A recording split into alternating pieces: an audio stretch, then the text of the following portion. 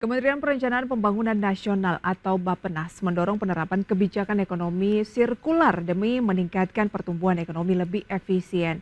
Deputi Kemaritiman dan Sumber Daya Alam Bappenas menyebut kebijakan tersebut dapat menambah PDB nasional hingga 638 triliun rupiah di tahun 2030.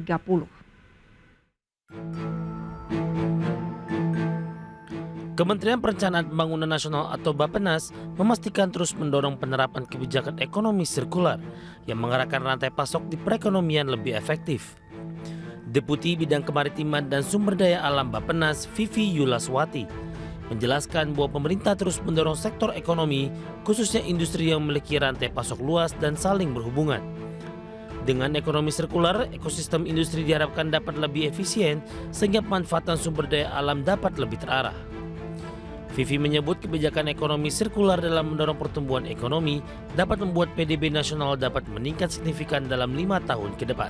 Bappenas memperkirakan ekonomi sirkular dapat menambah PDB nasional hingga 638 triliun rupiah di tahun 2030. Yang menunjukkan kalau kita fokus pada sektor-sektor tertentu, ekonomi sirkular ini akan dapat meningkatkan PDB hingga 638 triliun di tahun 2030, menciptakan 4,4 juta lapangan kerja baru dan juga tentunya mengurangi timbulan sampah dan juga berkontribusi pada penurunan emisi gas rumah kaca.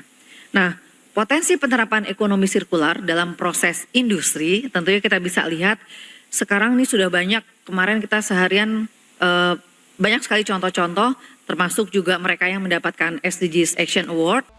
Sementara itu demi memanfaatkan ekonomi sirkular, pemerintah pun terus mengarahkan kebijakan industri yang lebih komprehensif dan ramah lingkungan. Hal ini secara tak langsung akan membuat ekosistem industri dalam negeri lebih efisien dan memiliki ruang manfaatan sumber daya alam yang lebih baik. Di Jakarta, Raharjo Patmo, ADX Channel.